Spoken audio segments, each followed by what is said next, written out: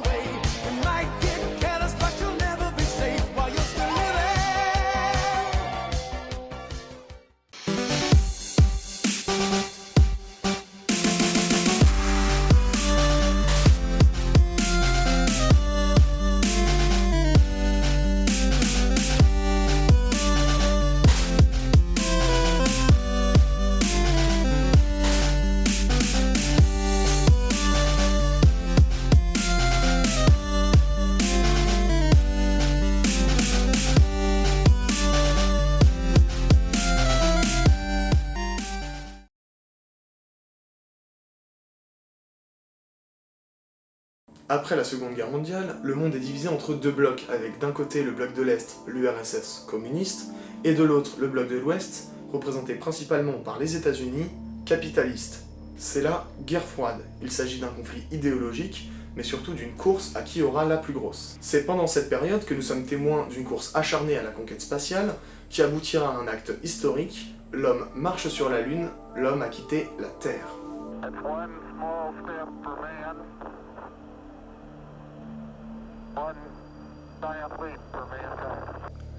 Le 14 novembre 1969, une fusée Saturn V du programme spatial Apollo 12, visant à envoyer des hommes pour la seconde fois sur la Lune, décolle du centre spatial Kennedy. À son bord, Alan Bean, diplômé en aéronautique et pilote dans l'armée de l'air, allume le module dans la mer de la connaissance. Il prendra sa retraite en 1981, après 18 ans de service pour devenir peintre. Le 4 avril 2011, Ron Garan, diplômé en sciences économiques et ingénierie aérospatiale, colonel de l'US Air Force, monte à bord de la Station Spatiale Internationale pour 164 jours. À son retour, il crée un site, Fragile Oasis, qui cherche à collecter et diffuser les expériences que les astronautes ont eues lors de leur mission dans l'espace. Eugene Cernan, diplômé en ingénierie électrique et pilote pour les marines, participe à 3 missions spatiales dont Apollo 17, la dernière des missions Apollo, le 7 décembre 1972. En rentrant de sa mission, il déclare croire désormais en l'idée d'une force supérieure. Le 31 janvier 1971, Apollo 14 décolle, piloté par le doctorant en aéronautique au MIT et pilote de bombardier pour la marine américaine, Edgar Mitchell. Il est le 6e homme à poser le pied sur la Lune. Il reviendra sur Terre, persuadé que les extraterrestres existent, qu'ils ont déjà visités et que le gouvernement les cache depuis des décennies. Run, rabbit, run, rabbit, run, run, run. Run, rabbit, run, rabbit, run, run, run. Bang, bang, bang, bang goes the farmer's gun. Run, rabbit, run, rabbit, run, run, run, run, run, rabbit, run, rabbit, run. James Irwin, pilote dans l'US Air Force et diplômé d'un bachelor en sciences, est aux commandes du module d'Apollo 15. Il passe 3 jours sur la Lune. À son retour, il fonde une organisation, High Flight, qui vise à répandre la foi chrétienne.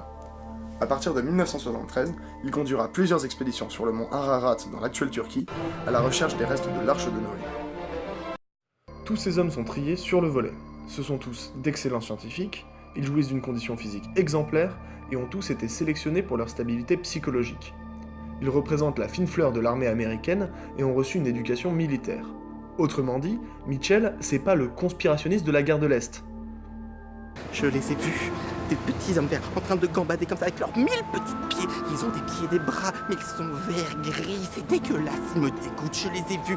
Croyez-moi, s'il vous plaît, monsieur, croyez-moi, je vous en supplie, je les ai vus, ils étaient verts comme moi. Arrêtez, s'il vous plaît, ne me pressez pas. Ah. Et, outre ce que nous vous avons présenté, 24 autres astronautes ont eu de telles crises existentielles / révélations métaphysiques.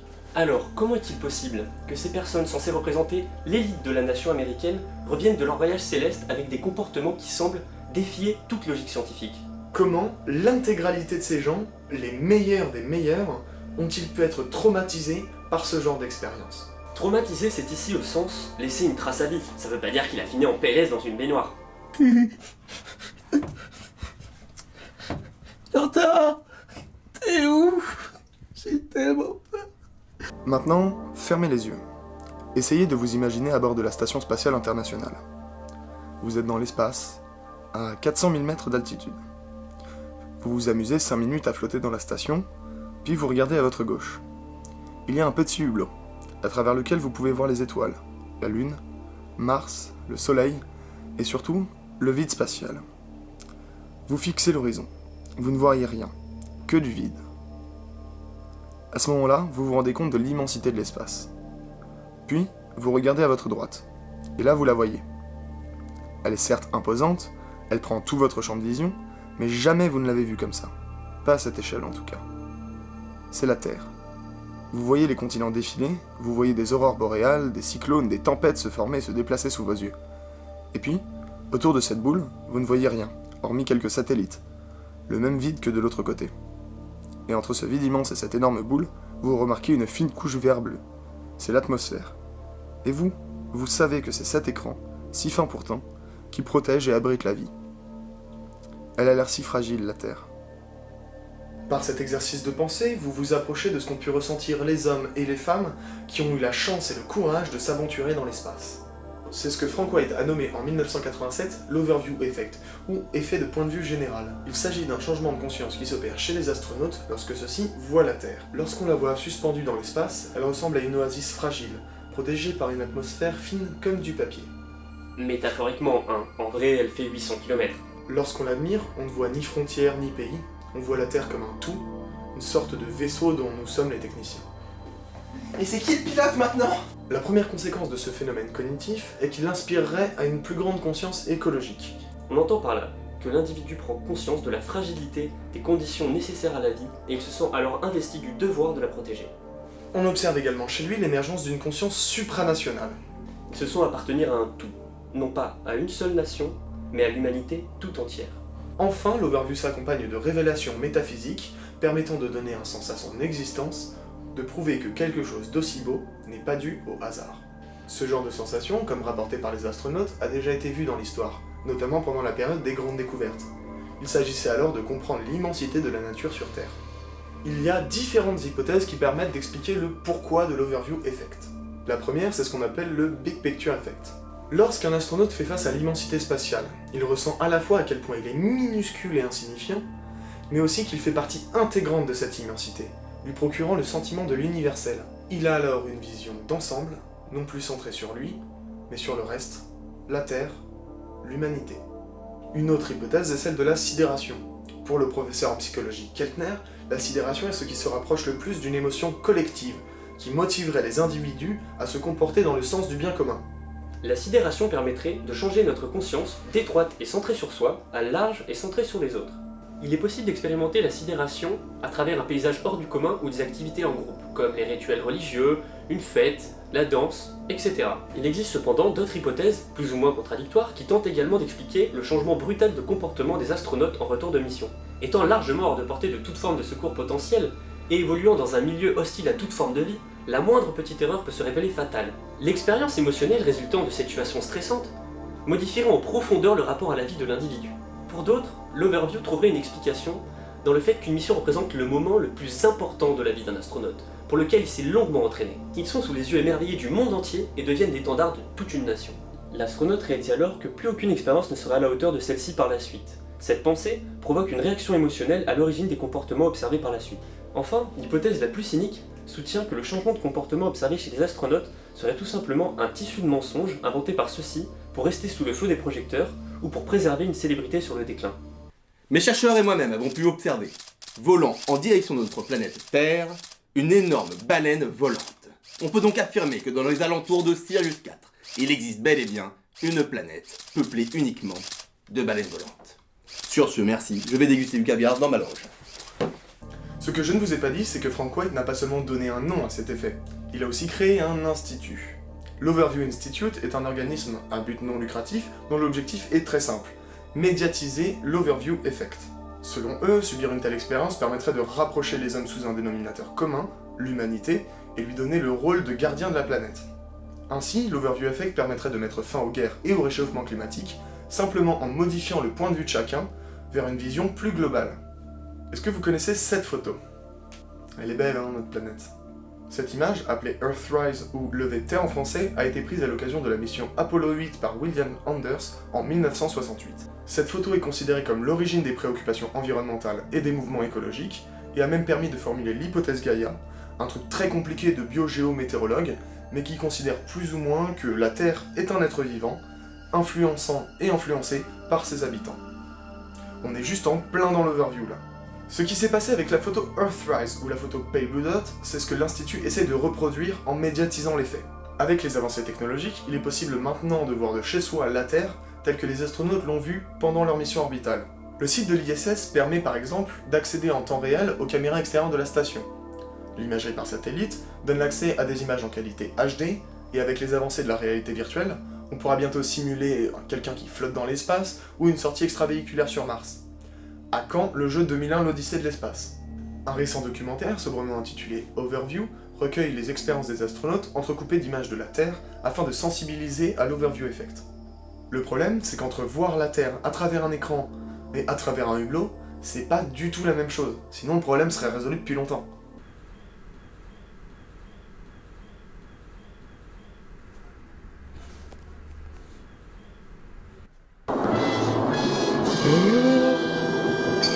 L'alternative serait donc d'envoyer des gens dans l'espace. Alors là oui, c'est tout de suite plus cher, et pas complètement opérationnel. Mais avec les avancées du génial Elon Musk à la tête de SpaceX, les vols orbitaux deviennent possibles pour les entreprises privées, et Virgin Galactic a déjà vendu des billets tout public pour un vol orbital. Le tourisme spatial est en voie de se développer, mais le coût exorbitant de tels vols ne permet qu'aux riches nantis de s'envoyer en l'air. La vidéo de Dirty Biology explique très bien le problème de la conquête spatiale. Nous n'avons aucune raison d'aller dans l'espace. Et si les effets de l'Overview étaient un motif suffisant pour relancer les vieux programmes de conquête spatiale? On a déjà vu par le passé que l'homme avait consacré des efforts considérables à la réalisation de projets fous, motivés par un idéal comme la religion par exemple.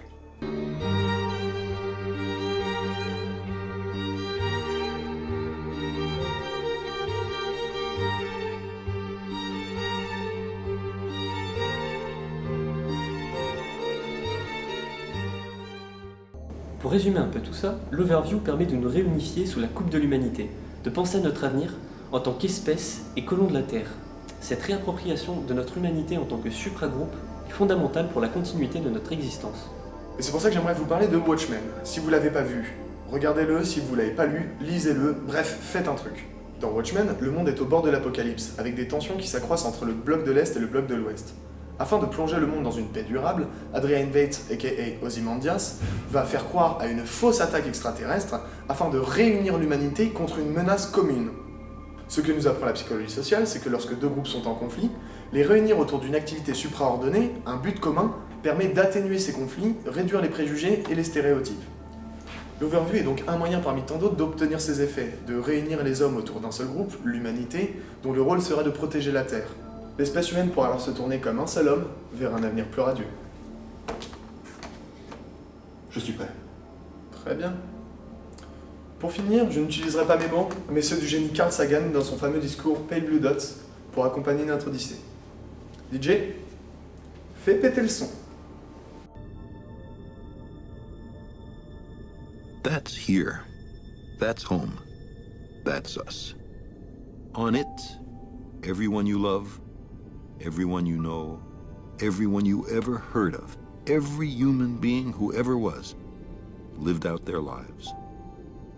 The aggregate of our joy and suffering, thousands of confident religions, ideologies, and economic doctrines, every hunter and forager, every hero and coward, every creator and destroyer of civilization, every king and peasant, every young couple in love, every mother and father, hopeful child, inventor and explorer, every teacher of morals, every corrupt politician, every superstar, every supreme leader, every saint and sinner in the history of our species lived there, on a mote of dust, suspended in a sunbeam.